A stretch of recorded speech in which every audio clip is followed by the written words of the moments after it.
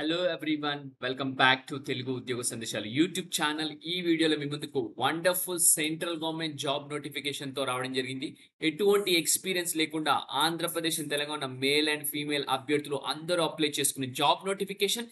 ఈ నోటిఫికేషన్ లో మనకు కేవలం 8th క్లాస్ పాస్ అయి ఉన్న ప్రతి ఒక్క అభ్యర్థి అప్లై చేసుకోవచ్చు.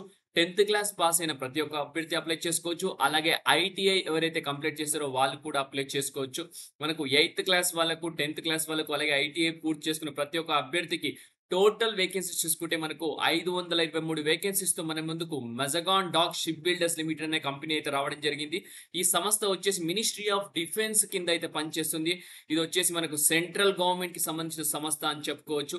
ఈ వీడియోలో clear cut complete details notification గురించి అయితే ఎక్స్ప్లెయిన్ చేయబోతున్నాను. వీడియోని స్కిప్ చేయకుండా ఎండ్ వరకు చూడడానికి ట్రై చేయండి.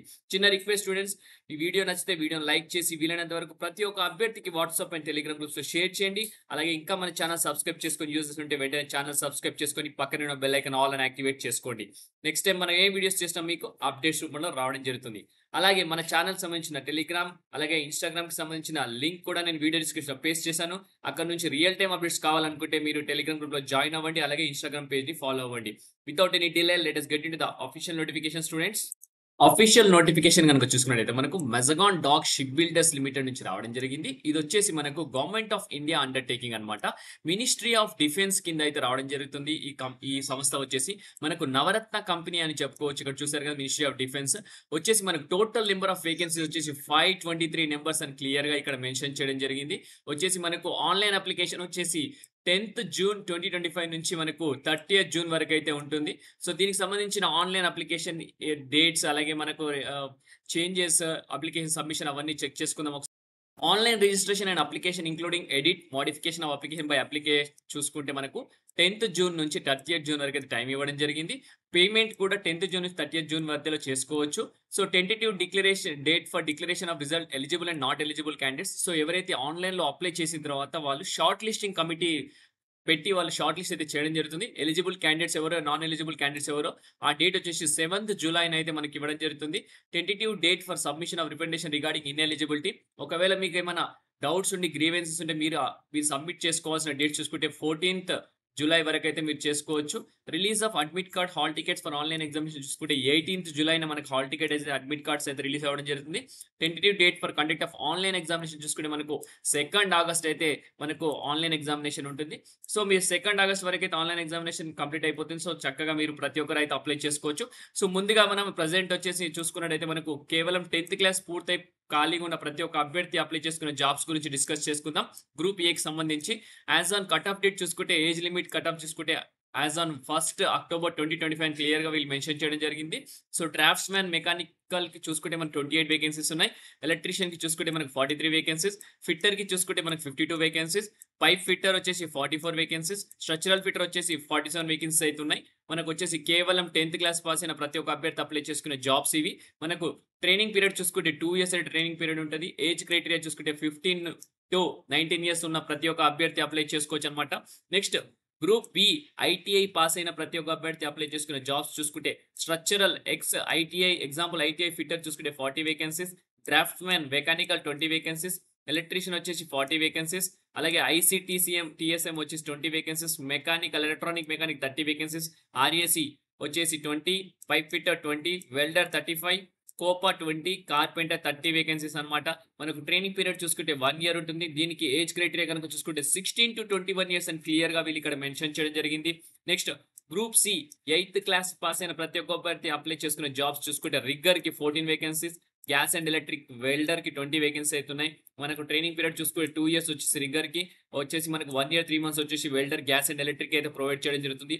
ఏజ్ క్రైటీరియా చూసుకుంటే మనకు 14 to 18 years అని కూడా ఇక్కడ క్లియర్ గా మెన్షన్ చేయడం జరిగింది. ఓకే, నెక్స్ట్ ఏజ్ క్రైటీరియా మనకు రిలాక్సేషన్ చూసుకుంటే అప్పర్ ఏజ్ వచ్చేసి 5 years ఎస్సీ ఎస్టీకి ఉంటుంది. 3 years ఓబీసీకి ఉంటుంది. 10 years వచ్చేసి పీడబ్ల్యూడీ క్యాండిడేట్స్ కి దివ్యాంగ్ అని అంటారు యాజ్ పర్ గవర్నమెంట్ రూల్స్ అనమాట. సో డ్రాఫ్ట్స్ మ్యాన్ అలాగే ఎలక్ట్రీషియన్ అలాగే ఫిట్టర్ అలాగే స్ట్రక్చరల్ ఫిట్టర్ కి ఎడ్యుకేషన్ క్వాలిఫికేషన్ వచ్చేసి కట్ ఆఫ్ 1st అక్టోబర్ అని ఆల్రెడీ చెప్పడం జరిగింది కదా. సో కేవలం 10th క్లాస్ పాస్ అయిన ప్రతి ఒక్క అభ్యర్థి అప్లై చేసుకోవచ్చు in general science and mathematics, securing minimum 50% marks in aggregate general OBC అలాగే ఈడబ్ల్యూఎస్ దివ్యాంగ్ క్యాండిడేట్స్ అయితే 50% ఉంటుంది. అలాగే జస్ట్ పాస్ వచ్చేసి SC ST candidates only pass marks ఉంటే సరిపోతుందని క్లియర్ గా మెన్షన్ చేయడం జరిగింది. So general science mathematics should be part of the qualifying board curriculum అని కూడా క్లియర్ గా మెన్షన్ చేశారు. Though the qualifying criteria in SSC the candidates with higher qualification may also apply however eligibility will be based on the SSC qualification marks only అని clear గా mention చేస్తున్నారు. కేవలం 10th class marks base చేసుకొని మీరు eligible కాదని decide చేస్తారు. So ఒక particular short listing team అనేది ఉంటుంది. సో వారు మొత్తం షార్ట్ లిస్ట్ చేసి వీళ్ళైతే రిజల్ట్ అనేది పెట్టడం జరుగుతుంది. సో నెక్స్ట్ వచ్చేసి ఇక్కడ చూసుకున్నట్టయితే నెక్స్ట్ గ్రూప్ బి ఐటీఐకి సంబంధించి చూసుకుంటే structural fitter, drafts mechanical electrician చూసుకున్నట్టయితే మనకు ఐటీఐ పూర్తి చేసుకున్న ప్రతి ఒక్క అభ్యర్థి అప్లై చేసుకోవచ్చు. వివిధ విభాగాల్లో ఉన్నది మళ్ళీ వచ్చేసి 50% మార్క్స్ అయితే ఉండాలి. ఎస్సీ ఎస్టీకి మాత్రం జస్ట్ పాస్ అయితే సరిపోతుందని క్లియర్ గా మెన్షన్ చేయడం జరిగింది. నెక్స్ట్ వచ్చేసి group C 8th class pass చూసుకుంటే మనకు 8th స్టాండర్డ్ ఉండాలా, 10+2 pass with science and mathematics, securing 50% marks aggregate in general OBC, EWS divyang అని క్లియర్ గా మెన్షన్ చేశారు. ఎస్సీ ఎస్టీ జస్ట్ పాస్ అయితే సరిపోతుంది. The qualifying criteria is 8th standard ఉంది. Candidate with higher qualification may also apply however eligibility will based only on 8th standard అని కూడా clear గా mention చేశారు. సో వేరే హైయర్ స్టాండర్డ్ వాళ్ళు కూడా అప్లై చేసుకోవచ్చు, but eligibility only 8th class మీద అయితే ఉంటుందని కూడా క్లియర్ గా మెన్షన్ చేయడం జరిగింది. Okay, so ITI pass candidate will not be allowed for group A and C అనమాట. సో 8th క్లాస్ గ్రూప్ సికి సంబంధించిన జాబ్స్ కి మాత్రం 10th క్లాస్ పాస్ అయిన వాళ్ళు అప్లై చేసుకోవచ్చు. వేరస్ ఐటీఐ పాస్ అయిన వాళ్ళు మాత్రం group A and group C candidates కి అప్లై చేసుకోవద్దని కూడా క్లియర్ గా మెన్షన్ చేయడం జరిగింది. One applicant will be eligible to apply for group A and group C అని క్లియర్ గా మెన్షన్ చేశారు. Both they are required to submit separate application form అని కూడా క్లియర్ గా మెన్షన్ చేయడం జరిగింది. ఓకే, ఐటీఐ పాస్ అయిన వాళ్ళు మాత్రం అప్లై చేసుకోవద్దు. సో ఇక్కడ క్లియర్ గా మెన్షన్ చేశారు, మీరు క్యాస్ట్ సర్టిఫికేట్స్ కూడా అప్లోడ్ చేయాల్సి ఉంటుంది అప్లికేషన్ ఫామ్ సబ్మిట్ చేసేటప్పుడు యాజ్ పర్ గవర్నమెంట్ రూల్స్ ఉన్న అప్లికేషన్స్. ఉమెన్ క్యాండిడేట్స్ వచ్చేసి 30% రిజర్వేషన్ ఉంటుందని క్లియర్ గా మెన్షన్ చేశారు. School living certificate birth certificate will not be accepted as proof of caste అనమాట. సో క్యాస్ట్ సర్టిఫికేట్ అడిగినాం, క్యాస్ట్ సర్టిఫికేట్ ప్రొడ్యూస్ చేయండి. School living certificate కానీ birth certificate కానీ క్యాస్ట్ సర్టిఫికేట్ లాగా యూజ్ అవ్వని క్లియర్ గా మెన్షన్ చేస్తున్నారు. అప్లికేషన్ ప్రాసెస్ చూసుకుంటే మీరు వచ్చేసి ఎండిఎల్ ఇస్ కంప్లీట్లీ ఆన్లైన్ అనమాట. మజగాన్ డాగ్ షార్ట్ మనకు షిప్పింగ్ లిమిటెడ్ వచ్చేసి ఆన్లైన్ అప్లికేషన్ సబ్మిట్ చేయాల్సి ఉంటుంది. టు విజిట్ ఈ వెబ్సైట్ అయితే విజిట్ చేయాలి. వెబ్సైట్ సంబంధించిన లింక్ నేను వీడియో డిస్క్రిప్షన్ లో పేస్ట్ చేస్తాను. కెరియర్స్ ఆన్లైన్ రిక్రూట్మెంట్ అప్రెంటిస్ అనమాట. సో మీరు రిజిస్టర్ చేసుకోవాల్సి ఉంటుంది. ఫీజు చూసుకుంటే మనకు కేవలం 100 రూపీసే మాత్రమే ఉంది అన్రిజర్వ్డ్ ఓబీసీ ఈడబ్ల్యూఎస్ క్యాండిడేట్స్ కి. అలాగే మిగతా క్యాండిడేట్స్ కి వచ్చేసి ఎస్సీ ఎస్టీ దివ్యాంగ్ అయితే ఎగ్జామ్టెడ్ అని ఇక్కడ క్లియర్ గా మెన్షన్ చేయడం జరిగింది.